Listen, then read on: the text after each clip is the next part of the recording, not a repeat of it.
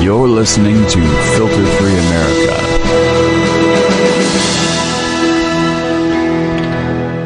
Well, Filter Free America is where I wanna be.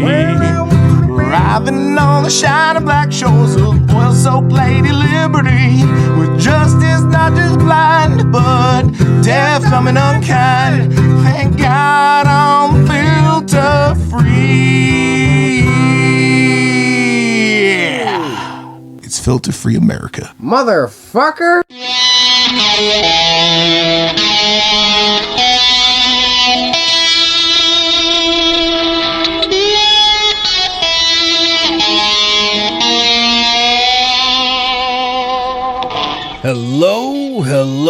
Hello, Filter Free America listeners.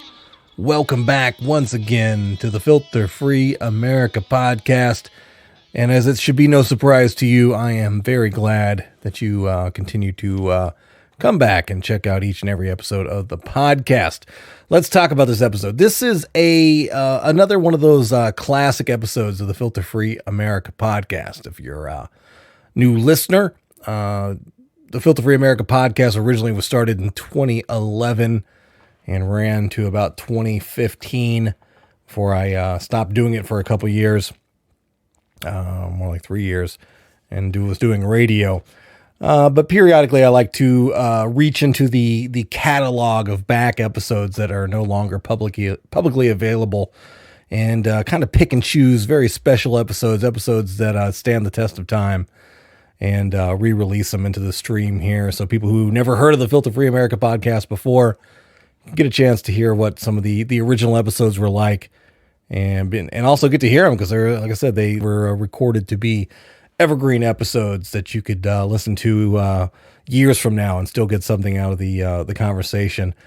And this one is definitely no exception. I would actually say that this episode, of all the classic episodes that I have either released so far or plan to release, I think there's only one or two I still want to release. I think altogether I've maybe released 4 classic episodes so far, but whatever. But of all the ones that are in the catalog, this one here might be the most special. It's a very, very good episode. I'll tell you about the guest. The guest is Ben Roy. If you're not familiar with Ben is a brilliant comedian.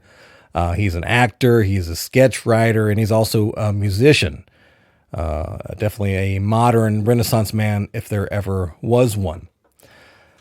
In this episode, we talk a lot about Ben's work in the conversation, work as a comic, work on TV.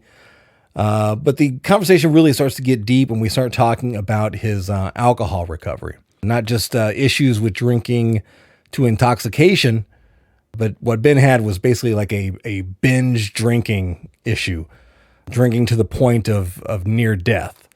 So we talk about that. We kind of cover the extent of how bad his drinking was.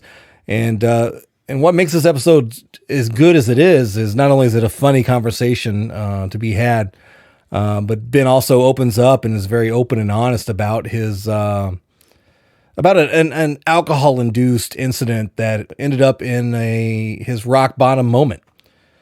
It was a moment where being intoxicated led to a domestic issue within his household, and he holds himself accountable and is very open and honest about that.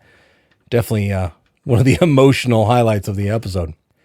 Now, if you want to check out some of Ben's stuff after you listen to this episode, and if you haven't heard of some of the stuff that he's done, you want to check it out. He had a TV show that ran through, I think, 2019, like the last 3 years. It was called Those Who Can't. It's a very funny TV show. I think it was on True TV, I believe. Don't quote me on that, but I'm pretty sure. And he also has a new podcast that I believe is just now getting ready to come out. It's called Grawlix Saves the World. Grawlix is the name of his former sketch troupe, but now they're doing a podcast together, him and the other 2 members of the group. There is a teaser episode out if you search in your search engine for Grawlix Saves the World. You'll find a link to it, but it gives a 4-minute sample or teaser episode of the podcast, guys, to give you an idea of what it's all about. But if you like Ben, if you like comedy, It sounds like it's going to be a very funny podcast. So I'm not sure when the debut episode comes out, but I'm assuming pretty soon. Now, if you allow me, let me take a minute to thank the sponsor of the Filter Free America podcast. That is simplewebsite.us, simplewebsite.us, simplewebsite.us. If you're trying to build a Squarespace website and you would like some help doing that, or you would just like to turn over the project completely to somebody else, go to simplewebsite.us. That is exactly what their product is. They are experts in building websites using the Squarespace website builder. They learned how to maximize every part of that system and make some really, really cool websites. If you want to check out an example, please go to the Filter Free America podcast website. That's filterfreeamerica.com, filterfreeamerica.com. America always intentionally misspelled the letter K.com. And check out the website they have built for us here and that they maintain for me. It's very cool. So yeah, it's basically what you can do. I mean, just contact them at a simplewebsite.us. You let them know, hey, I want a website. I want to do this, and they will put it together for you. They do a great job. What else? Oh yeah. Also, please make sure you're rating and reviewing the Filter Free America podcast, wherever you listen to it at, especially if you're on iTunes or, Apple Podcasts now, I guess, for what we're calling it. Make sure you go there now. Just push pause and jump over there and, leave a 5-star review. And let the world know that you enjoy this podcast. I'd really appreciate you doing that. Lastly, before we kick off the episode here, also before we, when we throw to the interview, there's also going to be something a little extra thrown in, something also from the origins of the Filter Free America podcast. What you're going to hear is a little, I think it's a 15-second, maybe 20-second spot that is a promotional spot for another podcast that I used to do back at this time in around 2013 called Chronic Zen. I did it with comedians Corey Adam and Brian Gray. And I just love the spot. Brian actually he produced the whole spot. He does the voice acting on the spot. And I just always thought it was super clever how he put it together. So, some sound. I'm a big audio nerd, right? Like I like Foley work. I like classic radio and stuff. So whenever somebody uses the medium of just sound to create something that feels like it has, like an atmosphere to it, and it feels like it has, you can visualize what's happening just by the sounds. I really appreciate that. So I just left that on there as just something extra. If you're not really into radio and sound, then you may not enjoy it or think it's as cool as I do, but just humor me briefly and enjoy the 15 or 20 second spot. All right, let's kick this episode off. And while this isn't what the whole episode about, a big chunk of the episode is about Ben's recovery. So I'm just going to focus the name on that. And we're going to call this episode My Binge Drinking Recovery with Ben Roy. All right, is that okay? Everybody approve of that one? Everybody say aye. Everybody? Okay, good. All right, so here we go. My Binge Drinking Recovery with comedian Ben Roy right here on Filter Free America. Let's go. Filter Free America is sponsored by the following.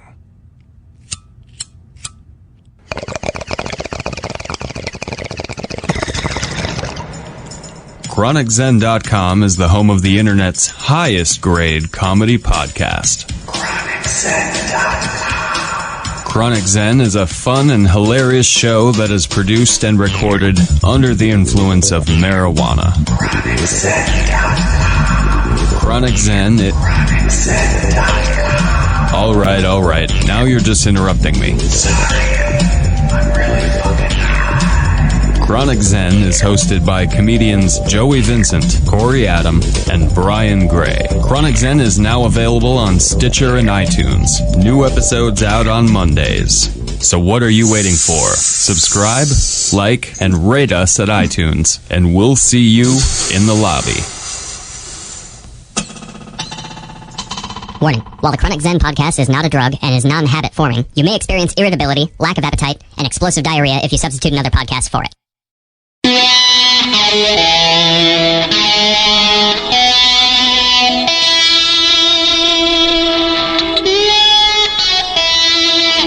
You are listening to Filter Free America, Interviews Edition.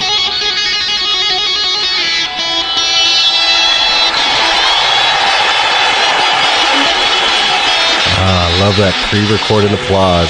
Guys, it's the Filter Free America podcast. You're listening to it. It's in your ears. It's going into your mind electronically with the magical powers of speakers and wires and button pushing and things like that. Welcome to the show, guys. We appreciate it. This is the interviews episode of the Filter Free America podcast. As you regular listeners know, this is where we bring in somebody special that we want to talk to and learn a little bit about them. It could be special because of their occupation, their worldview. I don't know what other things make them special, Rob. Whatever. Poorly timed question. I was taking a drink. What other? What they're into? What they're into sexually. You've done a hooker, right? On the interview show? She was a what's that called when they beat you? Dominatrix. Dominatrix. Thank you. That was okay. So or technically, none. Yeah. I mean, they came, but she didn't have to fuck. That was kind of thing. And a stripper, right? Didn't you have a stripper on the? A stripper on there. Special people is what we like. Let's get to the reason that we're all here. The reason we're talking to microphones. The guest today. Very very excited to have this guy on. He's a very hilarious comedian. I just got done working with him this week at the House of Comedy here in Bloomington, Minnesota. Ben Roy, how you doing, sir? I'm good.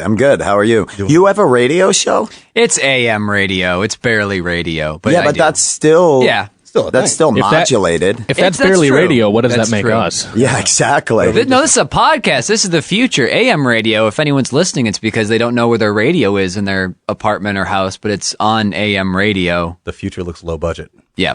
Yeah. That's a valid point. They usually get to AM radio because they hit band accidentally on there. Or the power goes out. Yeah. Rather than source, they hit band and then they fucked up and now they're stuck on But AM. and you can say fuck on podcasts and you can't on It's the only reason I do AM radio. Just also, I want to get your information before we leave here, and then the next time you are at House of Comedy or wherever, then I can have you on the I would AM love to radio, do that. so you can get a taste of the big time. Yeah. Big time.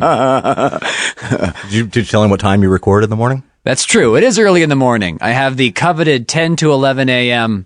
time slot in between the Atheists and the Pet Talk. Right. So between drive time radio and lunch radio. Yeah, after you get that morning rush to church, and then before you get that afternoon football game, I'm right in there. I've said for a long time that weekday brunch is the market that is going to crack all of comedy. Absolutely. That's all those guys. Limbaugh, they wish they were on at 10 in the morning on the weekend. The Mimosa crew.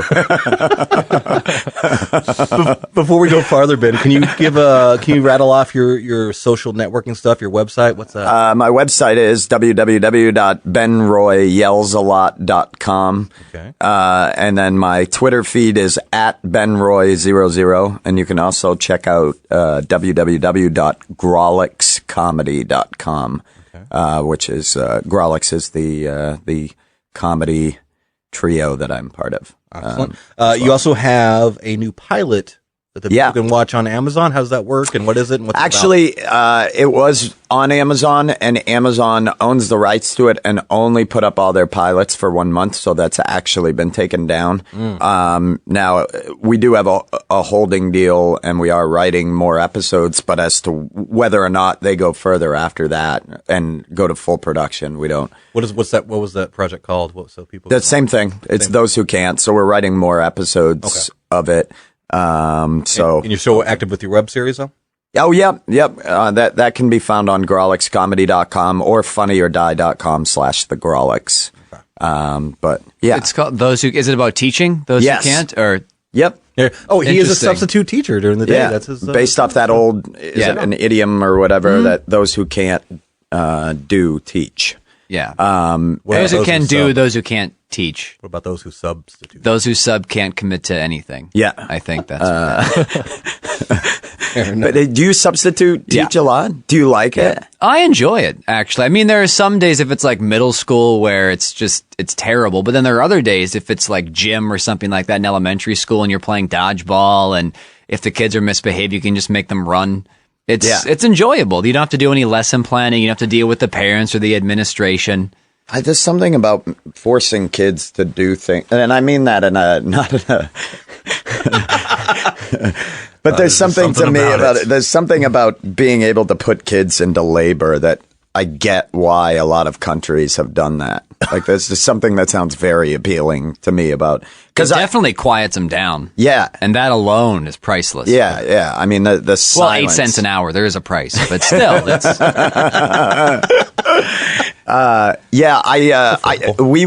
We did that show because we have quite a few friends who are teachers, and it's such an interesting, that world from when you're a kid and you view them that, man, you're a teacher, you must have excelled, and learning must be what fuels you, and then when you become an adult and you have friends who teach, that they're just fucking fuck ups like everybody else. Right. So many of my friends who taught were just it's funny because you're the first teacher who I've known. No, I take that back. I did have sex with a techer one time, not as a student, but what are you getting at right now? I'm just saying that you were the first teacher that I knew as as a friend and hung out with. Oh, type thing. So that was weird to know because I like what he's saying. Like teachers, you look. Yeah. Like anything, people do get into it for different reasons. I think on the one hand, you do have your inspirational teachers who just love learning and want to inspire the youth. And I think on the other hand, you have guys and gals that look at the benefits that come with being a tenured teacher and are like, well, that's it. I just got to go to 4 years of school and then not screw up for 3 years and get in the system and then just play videos and pass out packets. Where do I sign? Exactly. Hung over and just showing movies. I used to think man, this must have something very important to do. But now you realize that they probably just didn't get all their shit done or whatever. And so when we made this show, that's what that was your idea behind it. Yeah. The coolest part was that not doing it through the Hollywood studio system, not having to go through the normal LA channel, doing it all out of Denver was it just like you and you guys put together your own crew and your own? Yeah, because we had done the web series and we only did 4 episodes and posted them up on Funny or Die. And then we got an email from a producer at Workaholics who had seen it, a first season producer. And he was like, had you ever thought about developing this for television? And so we wrote a script, and that one, they didn't like the world as much. And then we got off the phone and we were like, how about we're teachers? And we take these same characters and put them in. And so then we wrote a script and it did really well. And we went to, Adult Swim and FX and Comedy Central and Amazon. And Comedy Central was interested and Amazon was interested. And then Comedy Central just started dragging their feet, and Amazon made an offer, and they were like, you can also film it in Denver. You don't have to move. So they just basically, they didn't give us money. They were making sure we were using it we had to submit budgets and whatnot. But we got to put together our own crew. It's the same people who directed the web series, directed the full length pilot. Nice. And so it was like a week of just being able to fucking hang out with your best friends at a school. We taped at the school, Manual High School, which is a huge school, but has been shut down due to failing test grade, test scores and attendance. And now they've reopened as a bunch of charter schools. So there's only 300 kids in the school that holds 1,500 people.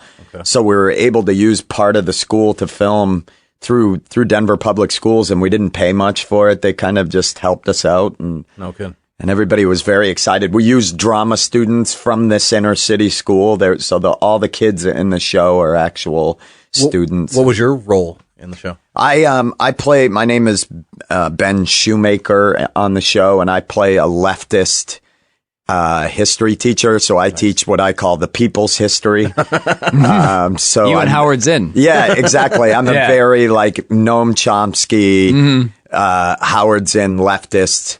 We wrote so much crap on the whiteboard behind me. 1776 question mark, stuff like that. And one said, numbers are just divisive tools for the fascist agenda. There was just a bunch of crap, Sacco and Vanzetti and we got to create, and I play this, I'm very aggro aggressive character that is, believes in teaching through fear. And, so I teach in the opening scene, all the kids are sweating and fanning their faces because I've locked the doors and turned up the heat to try to simulate what a mine is like for working class mine workers. And then I appointed one of the kids as the boss man. So whenever they have to go to the bathroom, they have to ask the boss man who's got a fan on him and he's counting money and smoking a cigar. There's no way to see it now at all? I could give you the link, but I can't publish it. Oh, okay. Gotcha. Because it's proprietary. They own the rights to it while we're under contract with them. And then Adam Dayton-holland teaches Spanish, but he's a Spanish teacher in a school that, much like most Denver's inner city schools, is largely Hispanic. So he's a white guy teaching vosotros, which is the funniest, which is Castilian Spanish is the Barcelona, so he uses the lisp. Yeah, and he tries to teach them that, and the kids think it's the shit. Like, there's a line in it where he's like, you have to, if it's not, what does he say? It's gracias. And I want to hear the th. And he's like, I know you guys think that you can skate by because you were taught some bastardized version of this beautiful dialect. But in my room, in here, we speak the Queen's language. And he turns around and you hear a kid in the class go, oh, you're a queen, maricon. And then he turns around and he goes, I think I just heard one of you call me a butterfly. So gracias. Which mariposa's obviously, but there's a lot of Spanish. He gets into constant fights with the actual Hispanic janitor who thinks that he keeps calling him a conquistador, and he's like, so if Amazon decides to run with this, which is what you guys are kind of waiting on, is that where it's going to be available, just through Amazon, or will Amazon Prime? Okay. If they do go with it, because Amazon, obviously being far bigger than Netflix or Hulu, has decided to enter. I mean, far bigger than Viacom. Right. I mean, I think they're a $500 billion brand. I think their brand is worth.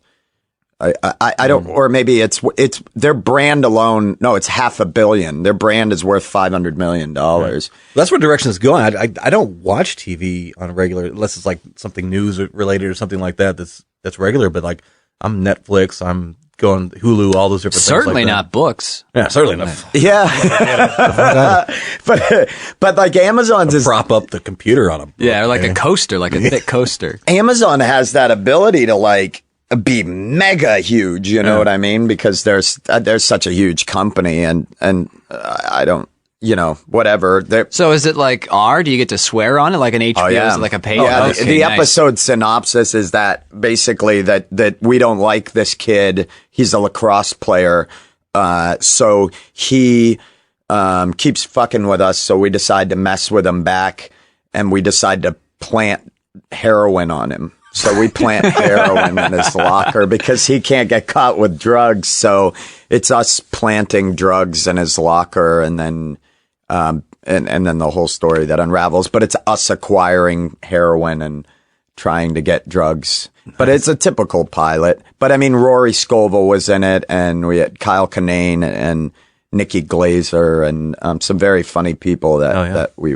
were able to call in. Nice. Yeah. Let's get a little background on you, just get people familiar with you, and just do some of the basic questions. Like, you're not from Denver originally, right? You're East Coast guy? Yeah, I grew up in a little town called Winthrop, Maine. Okay. So I grew up just outside of the capital of Augusta, and I moved to Denver when I was 19. Okay. Did you go to Denver for stand-up, or when did you get into that? No, I was playing in a hardcore band, and our guitarist moved out there, and I'd always been in punk and hardcore bands, and so he just moved out.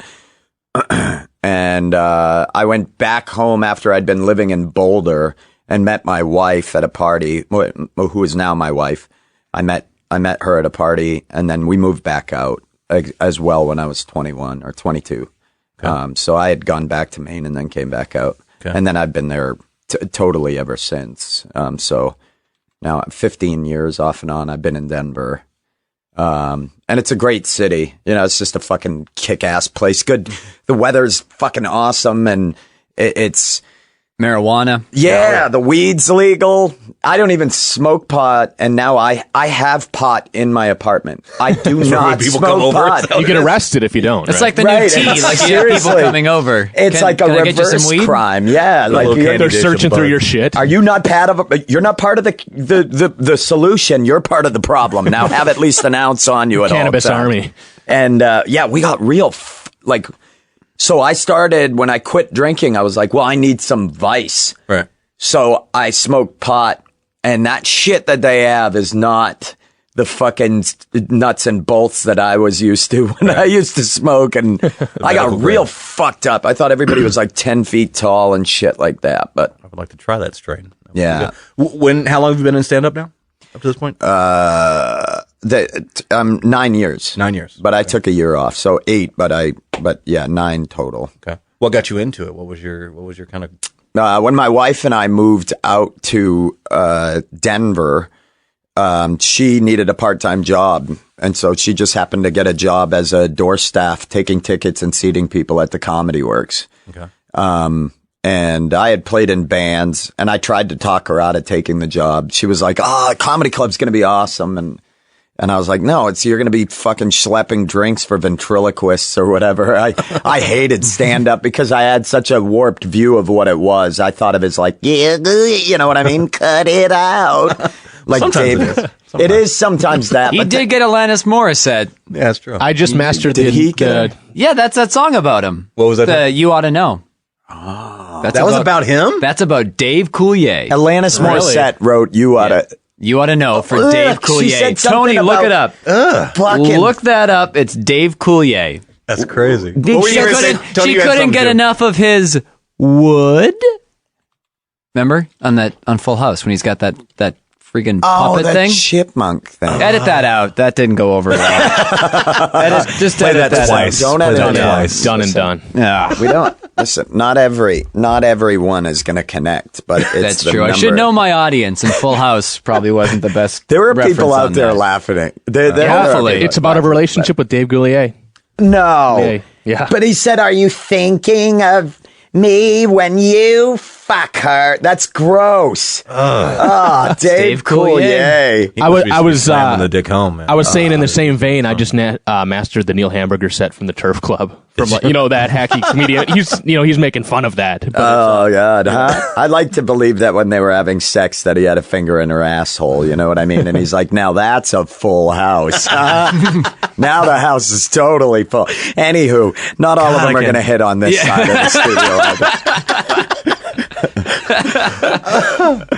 Did you have anything background questions or anything before I went farther? Yeah, I have a couple questions about, we get a lot of comics in here, obviously. We don't get a lot of guys involved in sketch comedy. So what were some of your inspirations in sketch comedy watching that stuff growing up?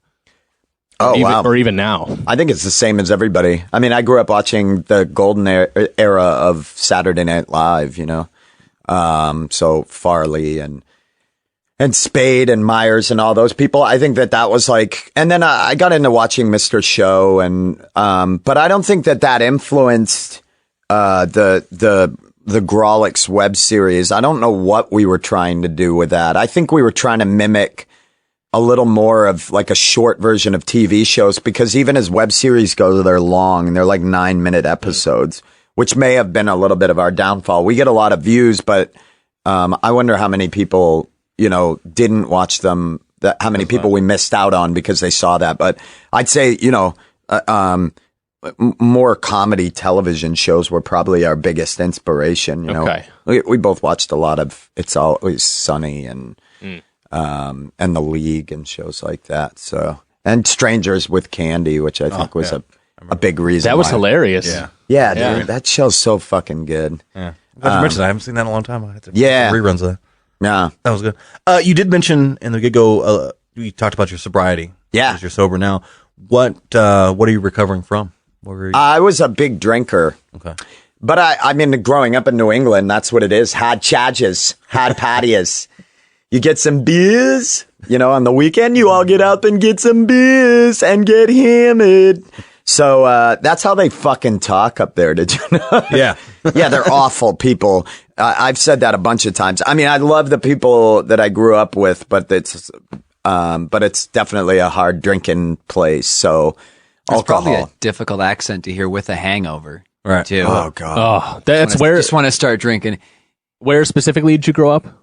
Winthrop, Maine. Okay. Little town. Find us some Winthrop, Maine facts, Tony. Find us something. Give us that. It's going to be great. Yeah. Winthrop, Maine. Dave Coulier, Kennebec also County? from Winthrop, Maine. Yep. Beautiful Kennebec County. Winthrop, Maine's right in the favorite center. son, Dave Yeah. Coulier. So Right. population 6,000. That was in 2010. Yeah. So when I was growing up, it was about 5,000 people.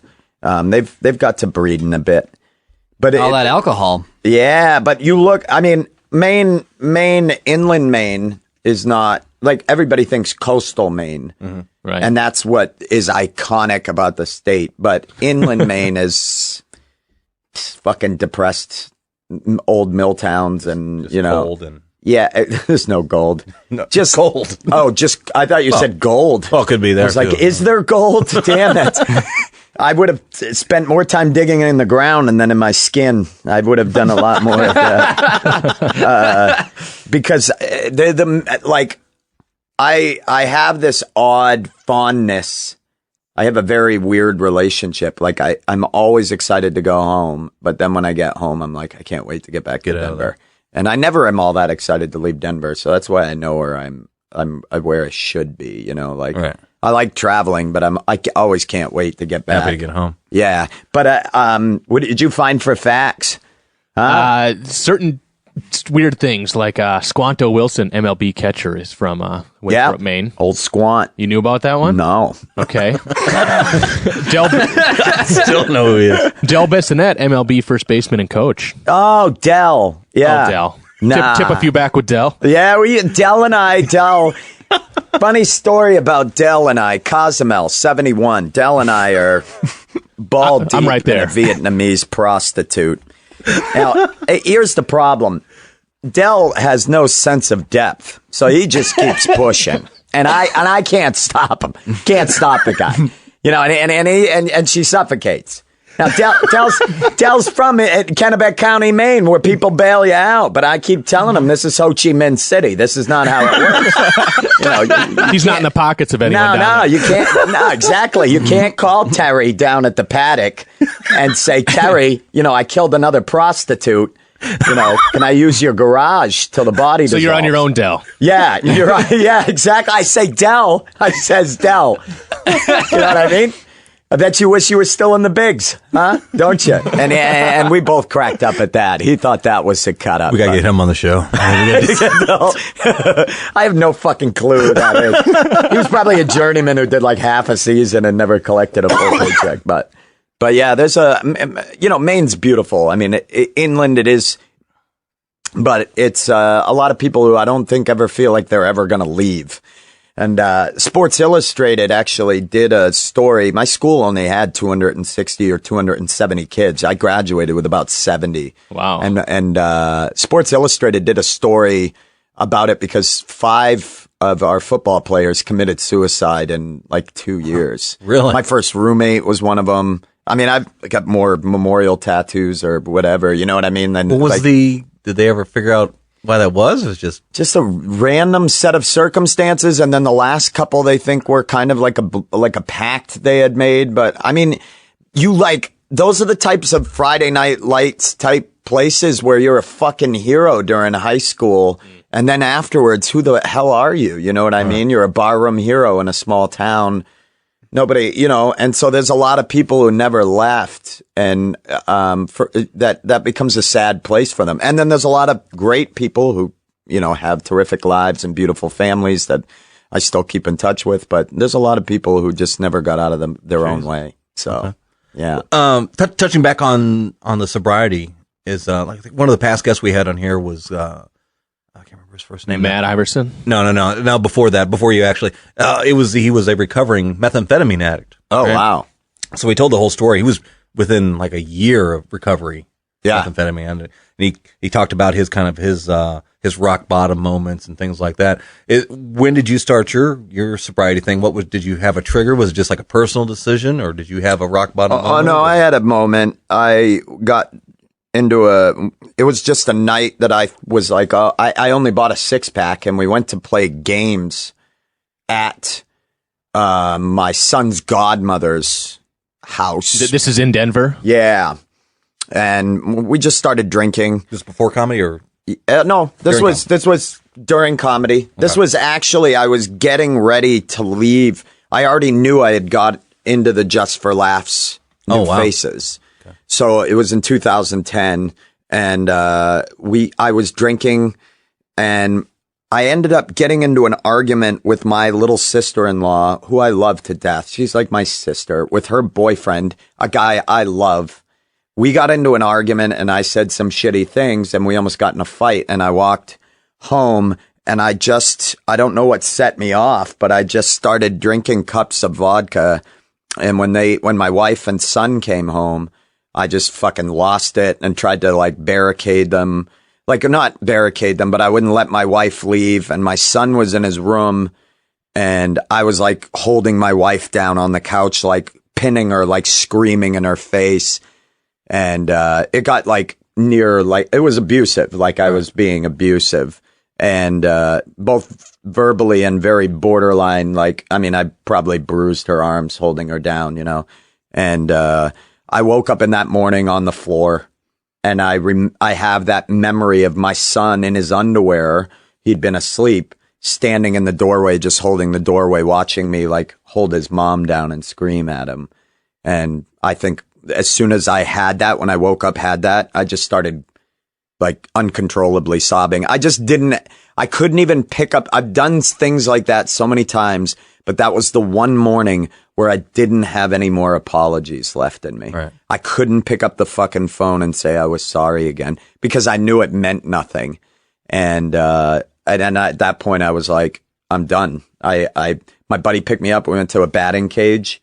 And he took me to hit some baseballs and just talked about it. My friend Jim Hickox and I called my work and was like, I'm checking myself into a program, and they gave me some time off. And nice. And I checked into the Arapahoe House. And in Colorado, if you check yourself in, you can't go inpatient. So I did outpatient.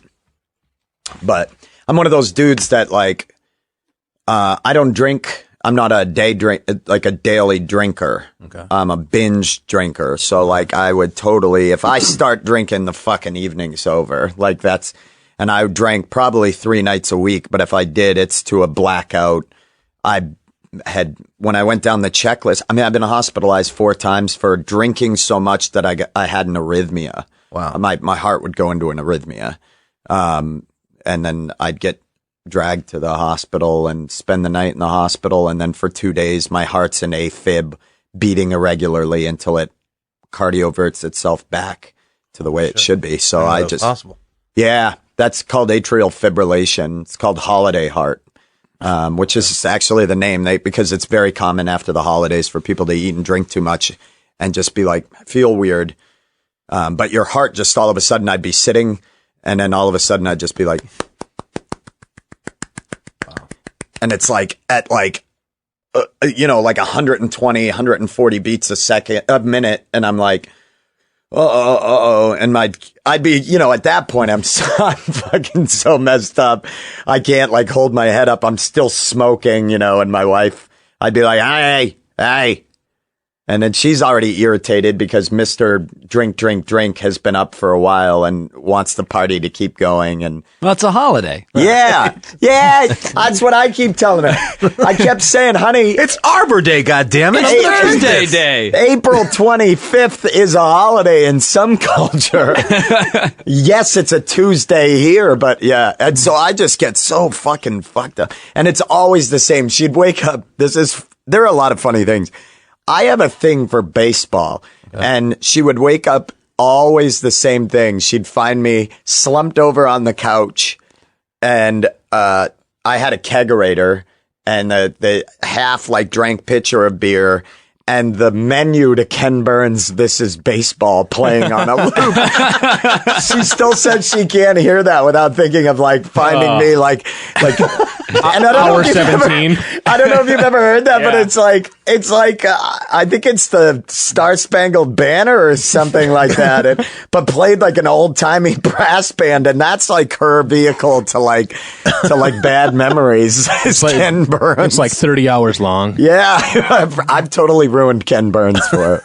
But yeah. How hard was it for you? Did you have any relapse issues? Were you able to kind of tackle it and just knock on wood? I haven't relapsed yet. I think I was ready, and I think that's all it was. I only went to 2 days of treatment, and I chose the wrong place. I was in there with like fucking crackheads, and nothing against people with serious drug addictions, but these people were court mandated to be there. And so it was a lot of just like socializing. And then when they did go through stuff, I was like, this is so fucking no brainer, like level 1 psychology. I'm not saying I'm a genius, but telling yourself that you shouldn't put yourself in those situations. You should separate yourself, and learning to be honest with myself and be vulnerable and admit that I'm weak when it comes to that was something I had already, the one thing I took from it, and a great lesson, and that I keep with me that's kept me going, is I have to know the logical side of it. Don't give me the guttural bullshit. Like, give me something like intellectually that I can chew on. And the woman gave me this great piece of wisdom, which was that when you put alcohol in your body, you're just poisoning yourself. We know that. It's not, she's not saying, I'm not saying that to be like overly dramatize it, but that is literally ethanol is poison to body. You put it in your body, you're poisoning yourself. And you go through points where I would stop drinking, and then I would start, and I'd be like, I'm going to start off slow. And then she's like, the problem is you don't get to choose the physiological reaction you have to putting poison in your body. That's not your choice. Right. That's not an intellectual decision you get to make. This is a chemical reaction that happens when you put alcohol in your body.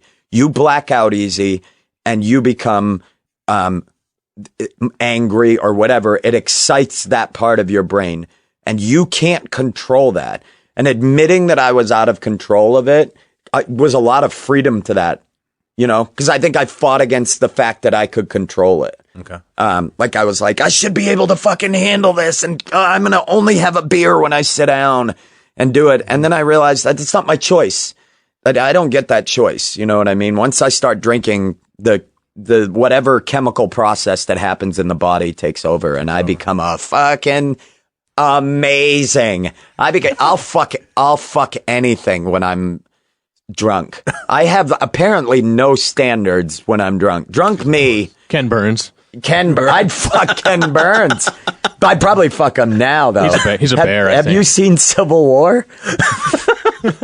It's beautiful. If that's not a jackhammer worth event, then I don't know what is. But bring up a big picture. I want to see. I can't. There he is. Like, he looks like he. You can catch a lot with that Fu Manchu that he's sporting right there. Does he looks like to me one of the extended family of the Keatons on Family Ties? Yeah, he does. Like he would be an uncle or something like that. Uncle Ken. But I love Ken Burns. Right. I do too. He's a great man. Yeah. Have you watched baseball? I've seen parts of baseball, and then now the second part's out as well. Oh God, it's so good. I have all 10 innings. Yeah.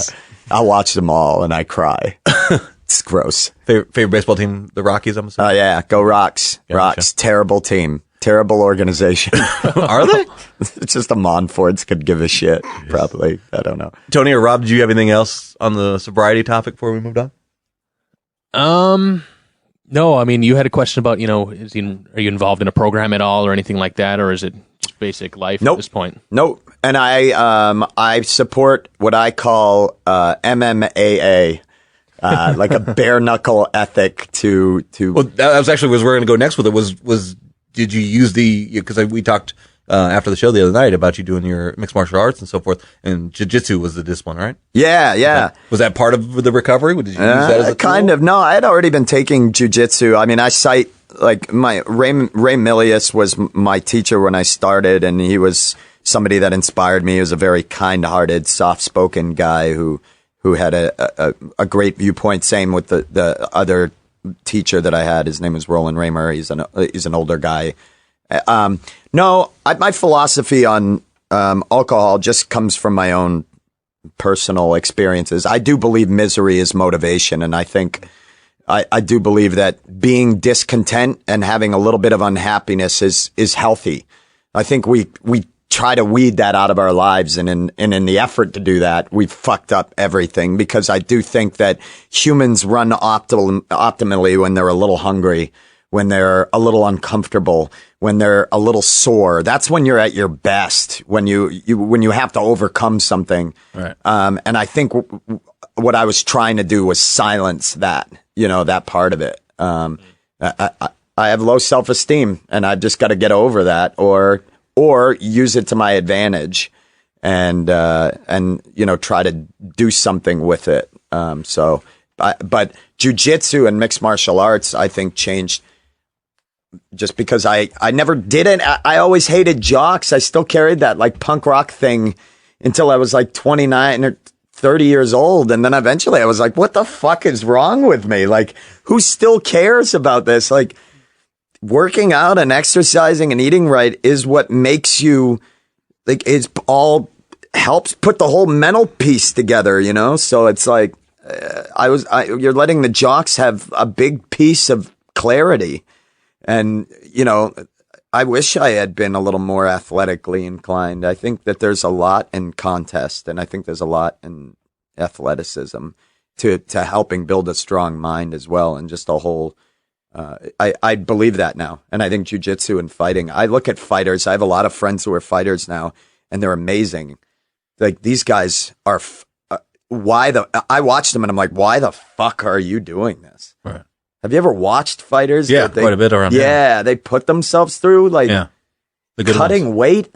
Yeah. Oh, that's crazy. That's and sometimes to an extreme they do that, but oh god, my buddy, the discipline every time to the extreme. Yeah. Yeah, my buddy Justin Moss he sits at like 14 days before his fight. He was 172 and he's cutting to 155.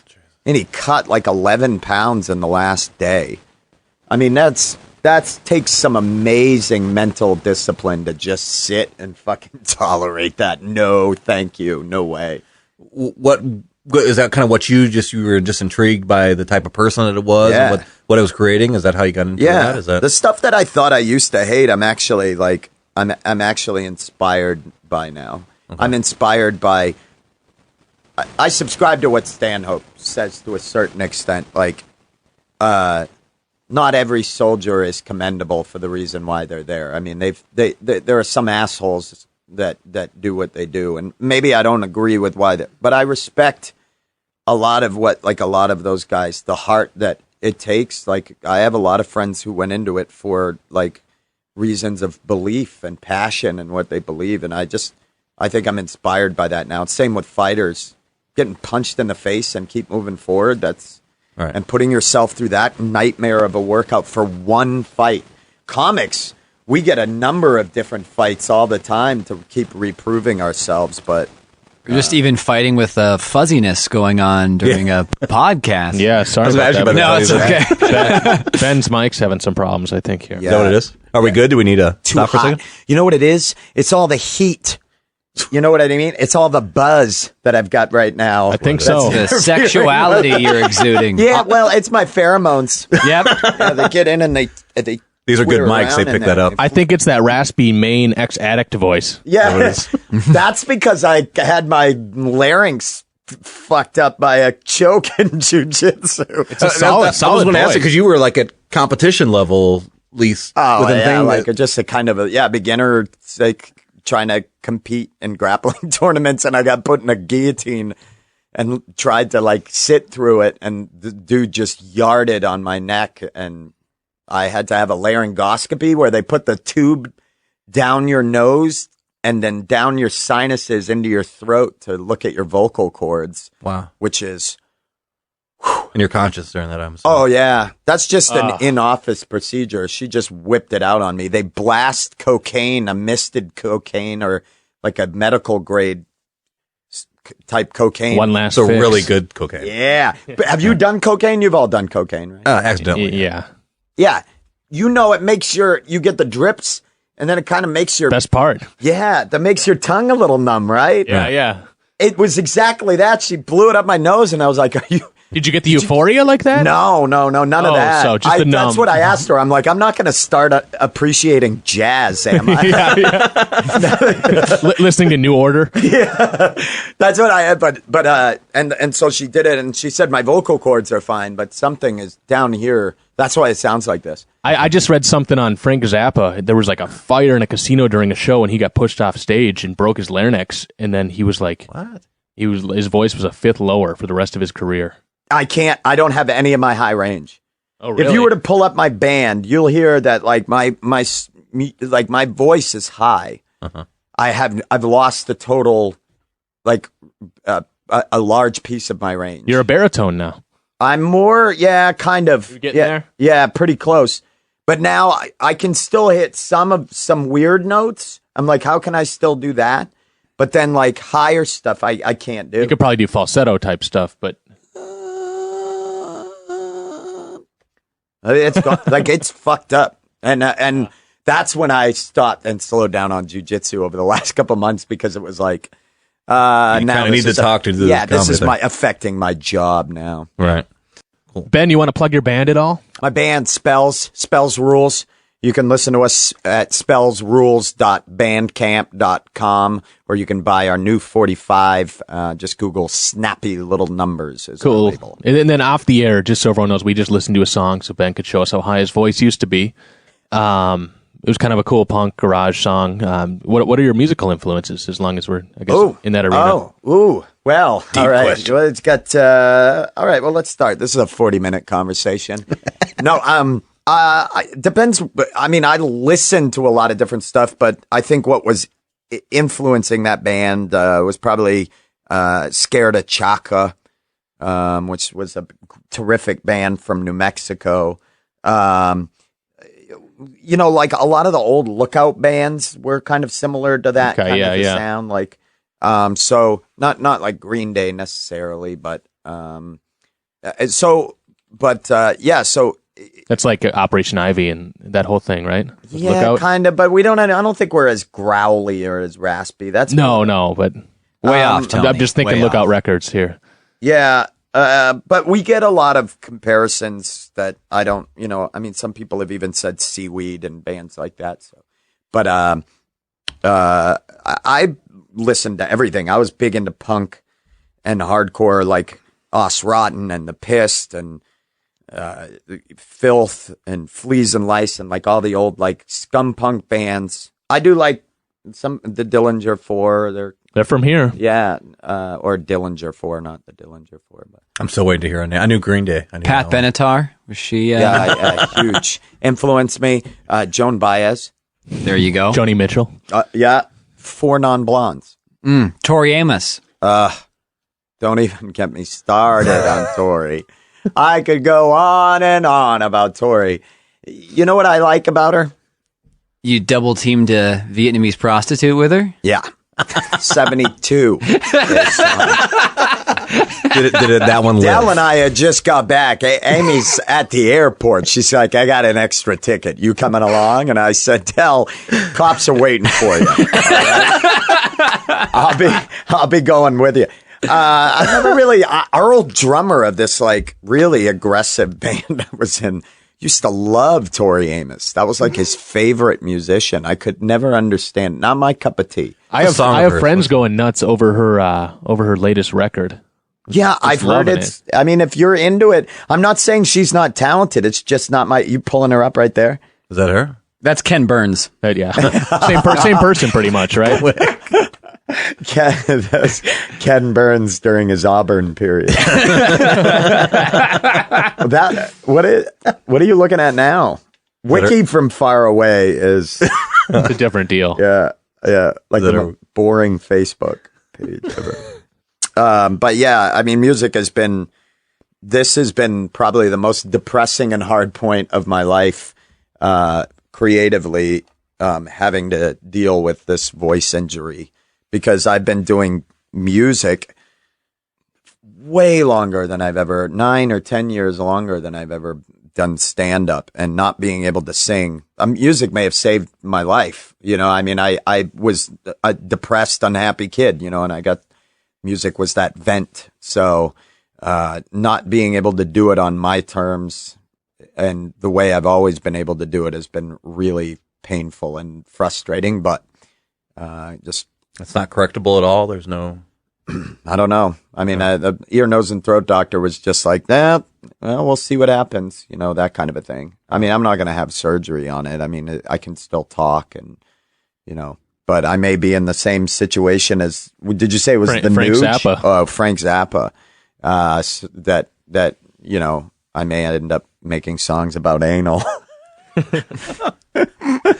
can't wait for that one. Yeah, I mean, you could just use this new range to your advantage, and maybe it just becomes your new voice. Yeah, it's going to have to. We're doing more surfy stuff anyway, so now it's coming from more of like a whiny kind of, right, B-52s kind of thing. You know what I mean? Like that kind of a.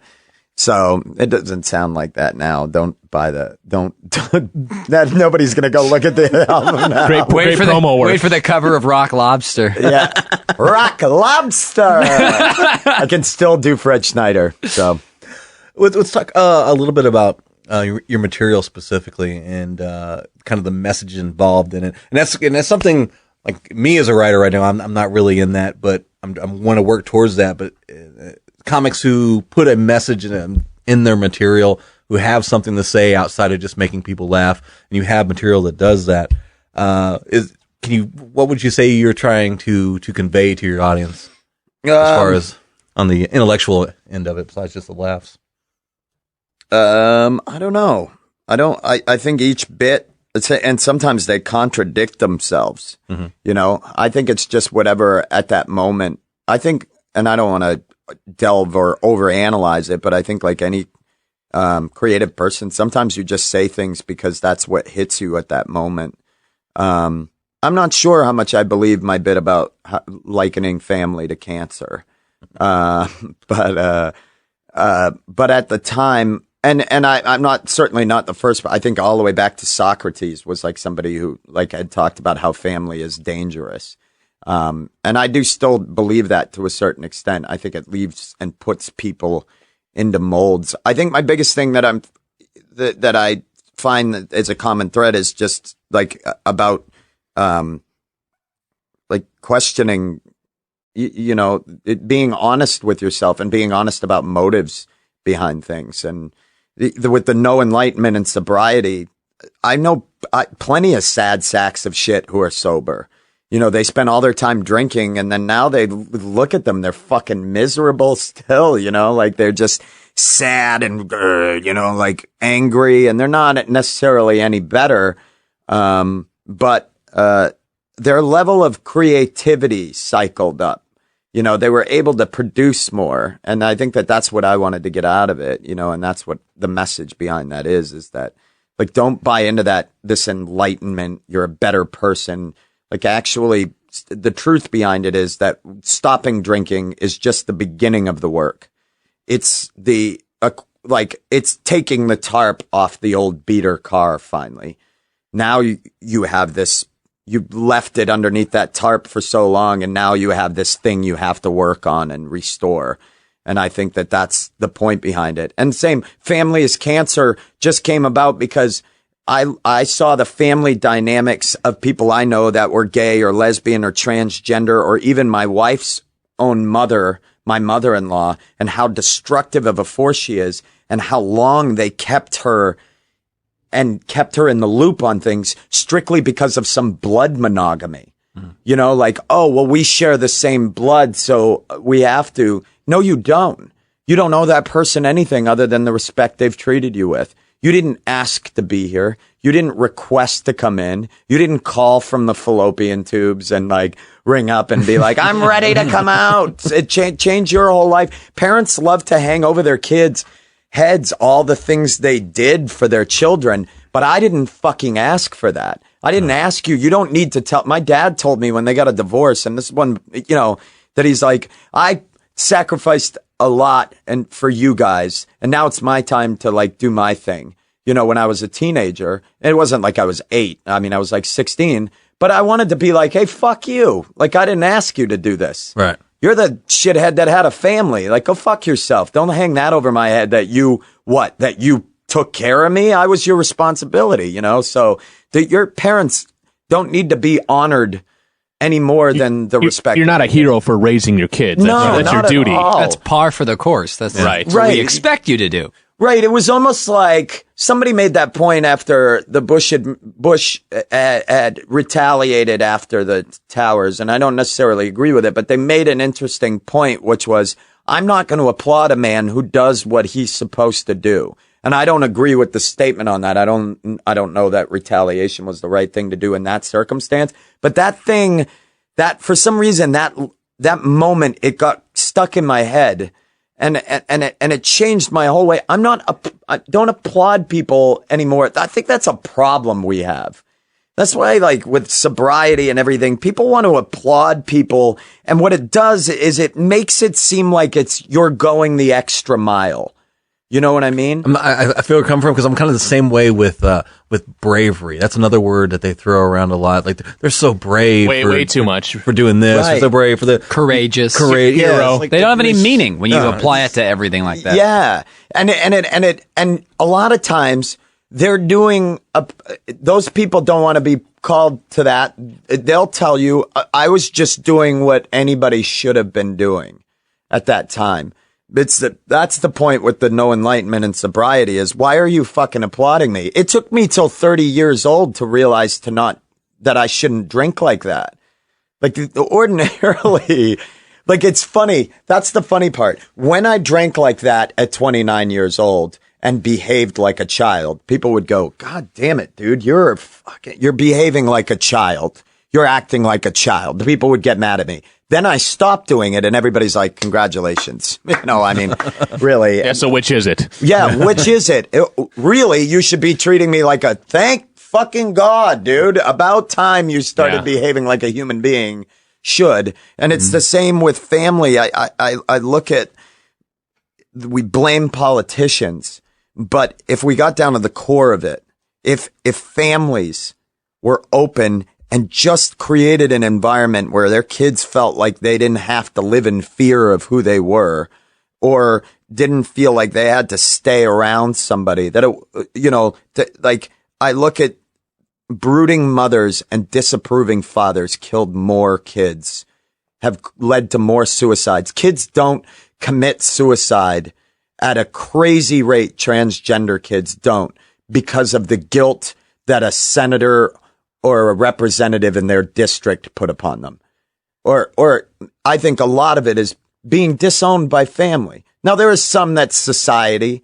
There are some people that feel the pressure of society, but that's still people. If people just stood by their children and realized that raising a kid it's called parenting.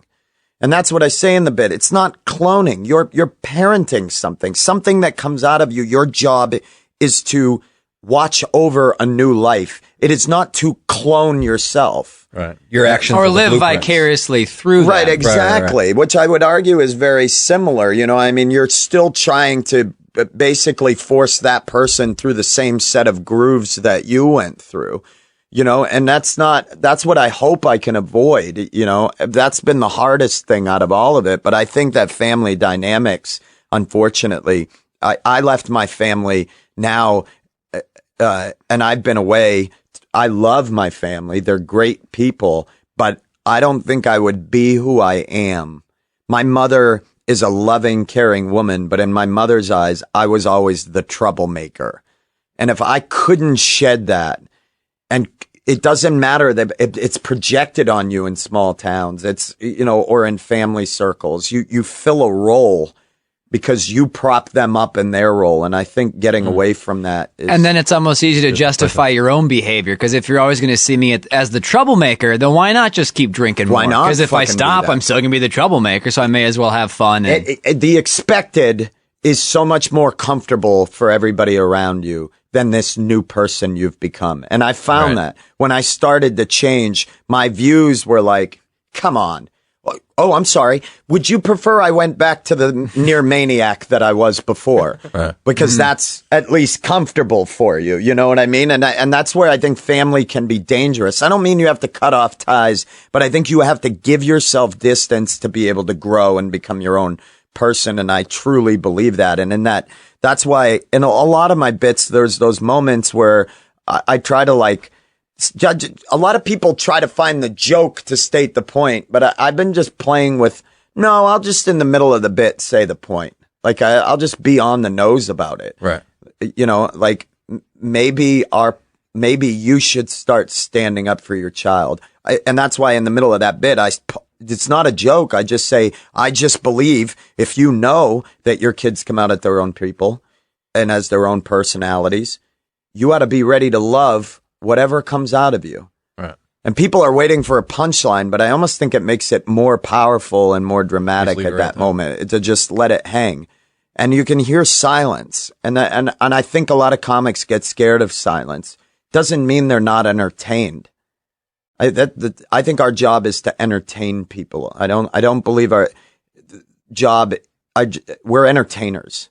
And sometimes entertaining people is not a constant laugh. It can be any number of different things. It can be fear.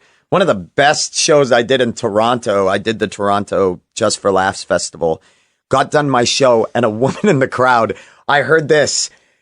The music comes up, and I'm walking in the backstage, and the girl who had been sitting up front, she sat through the whole show, she laughed.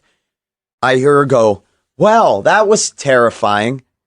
And I was like, yes! I don't know why that made me so happy, but the idea. And then Mike told me came to the other show last night or whatever, or the night before. He stayed for the late show, the MC. Okay, yeah. And he was telling me his friends told him afterwards. He's like, he gave me like a panic attack, like this existential like panic attack. And I'm not saying that my set is anything.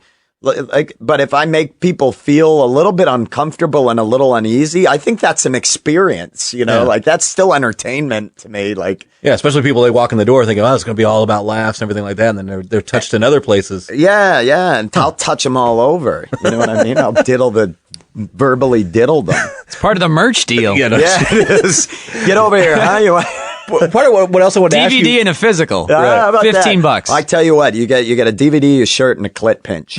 That's a deal. All right, that one fell shut again. I think clit pinch is just clit pinch is good. It's not a pretty sight, but anyway. Well, another question I wanted to ask you, and that what you just got done saying was maybe part of the answer. And first off, are you politically and socially do you follow things in the news? Do you follow current events? Do you follow what goes on? I follow current events, but I don't participate in. I don't engage in political arguments. Okay. Because modern politics has become divisive and it's entertainment, as far as I'm concerned. Right. And I'm 100% with you on that. And that's probably going to be your answer right there. It's like, do you see that being the problem? You know, is that what's wrong? Is that, yeah. I mean, we have a lot of issues and it's hard to broad stroke everything, but I feel personally that's one of my things. Yeah. Like it's all bullshit to me. Blood sport. Yeah. Yeah. It's blood sport. It's funny. I was definitely 12 years ago, like 100% Democratic Party. And then I just like, I think there's just different ways of viewing things, and I don't dislike one side more than the other. And I think there are the things that people say because it's part of their group, and it's part of what makes them part of a group and being accepted. And I don't fault that. I get that you may not, it's what you do. And every time I go, if I never have a conversation, my trainer, at the gym that I train at the owners are two of the sweetest, nicest people on the planet. If we had a political conversation or anything, 5-6 years ago, it would have ended in an argument. And now it's like, because I know they're very involved, very right wing.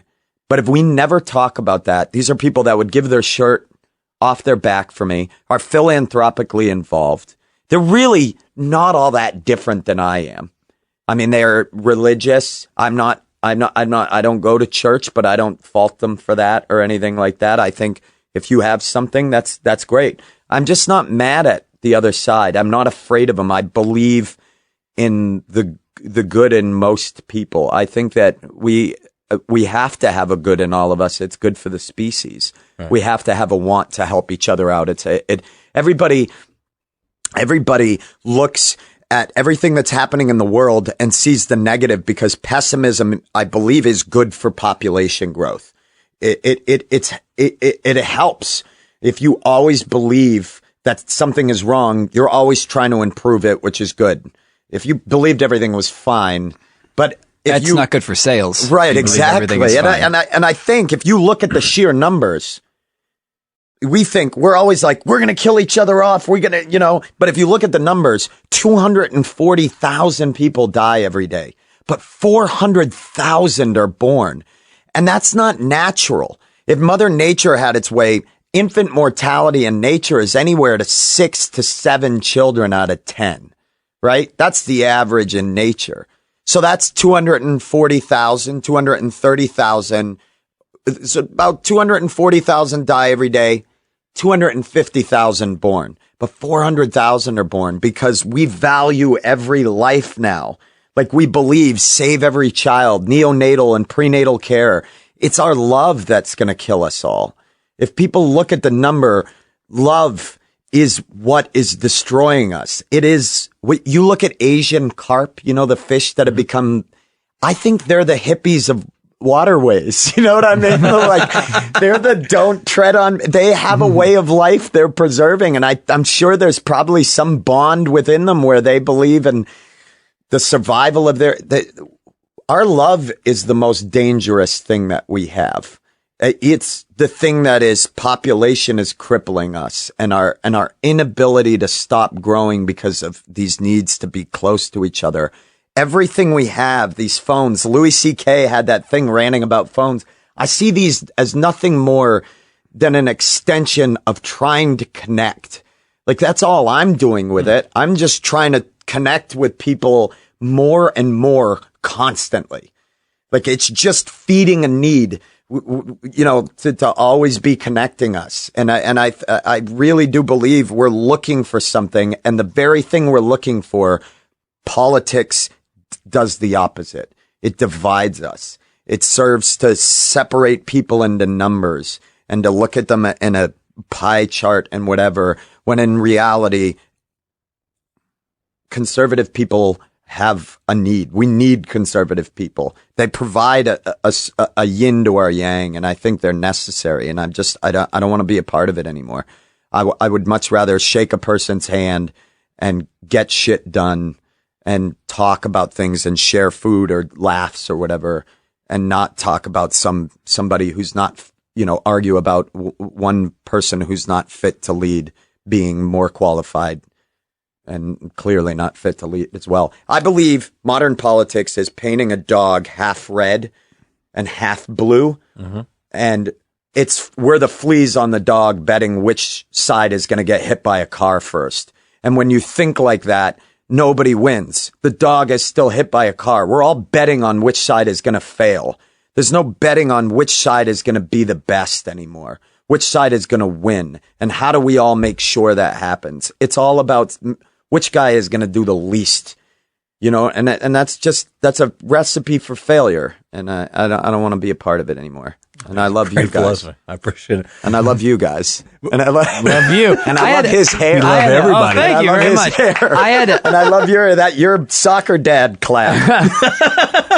I had a political science professor in college who, very funny guy, conservative guy, Canadian, and he would say that politics was for people that had no sports teams to cheer for. It's that same kind of thing. Like Republicans, Democrats, like Vikings, Packers, like you're getting at, with just dividing people. Yeah. There's an interesting book about evolutionary psychology called The Moral Animal that talks a lot about how sports really is the new religion.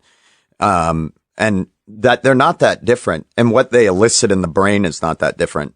and that doing things in a group, in a physical environment, releases things in our brain that provide a reward like feeling to it. And religion is no different. That's why I don't dislike religion. I mean, I dilute myself every fucking day. People are like, they're diluting themselves. So do I. This is true. You want to know something I believe? I believe that my hard work and talent alone will get me to where I want to be. That never fucking happens. That doesn't happen at all. But I tell myself that to keep going. I mean, I believe all sorts of shit that isn't fucking real. I don't give a shit. I believe religion is just, it's a lever. It's something that was created to justify normal human emotion and reactions. And certain religions have done better because they're Darwin. They were good for the species. They exploded because it was good for population growth. And I just think that, I don't know. I think we lost the ability to view thought as being an evolutionary process and all part of what's good. Well, and it provides that comfort that you're getting at with groupthink. Oh, yeah. Where that's how you survive is you play by the rules, you pick a team, whether it's a Republican or it's a Democrat, doesn't matter, or it's the Vikings or it's the Packers, you're with a group of people, you're okay, I feel comfortable now. It's when you try thinking outside the box and, being the guy that says the emperor's not wearing any clothes and putting yourself out there. That's when you risk life and limb because we kill those people. We crucify those people. Fucking so many times that people believe in shit that is so contradictory to what the Bible says, but the group believes it and has rationalized it. And it's the same manner with sports. The Yankees-Red Sox rivalry is the dumbest rivalry in sports. It is so fucking stupid that any sports Red Sox fan be fuck the Yankees, all that fucking big money buying teams bullshit. Oh, I'm sorry. You're the second largest payroll in baseball.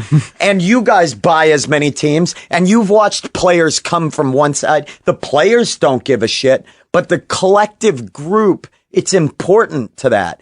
Wearing that Yankees, I'll be the first to say it. Being in a fucking Boston uniform at Red Sox, at Fenway Stadium, like at Fenway Park, watching a Red Sox game when I was growing up, there's a feeling like you are part of a nation. You're part of a religion. Everybody stands at the same time. Everybody sits. They chant things at the same time. It's no fucking different. And it's the same way as understanding religion by looking at the Bible is like trying to understand baseball by looking at the actual ball. If you didn't know the game, looking at the ball and trying to decipher what the rules of the game were and what the social structure was amongst all the people in the stands, it's the same as looking at a Bible and going like, here's what religion should be about. No, it isn't. It's much more than that. It's a set of adapted rules and standards that people justified and came up with just to feel part of a group. And I'm not mad about that. I do the same thing. I'm a hypocrite and part of groups that contradict all the shit I say all the time, but there's a comfort in that. And that's what we do. And I don't want to fight it anymore. I don't know. That's a really good point. Yeah, I don't know. Do you, kind of in closing here as we're wrapping up. Summation. Do you have a thought or a message that you want to share now that kind of, seals your life philosophy or something that people can take with you that are listening? Was one thing I say, which is for everybody that believes that human beings are bad or negative, don't, and I've said this 1,000 times before, but don't mistake natural reactions to unnatural circumstances as being what is inherently in our nature. Just because we react poorly to a negative set of circumstances doesn't mean that that is who we are at heart. We live in a set of times that is completely unnatural and it is against how we were designed and we're evolving. And don't look at us and immediately assume that everybody is bad or that everybody is self-serving because they're reacting to a poor situation. And I think that's, people have to look at that. They have to look at the circumstances and say, is this a natural thing that people are living? is this the way we were intended to run? You know, if somebody sat on my face and farted in my face a bunch of times and I tried to get them off, but they pinned my arm and they kept farting, at some point, if I punched them in the face, that doesn't mean that I'm a violent person.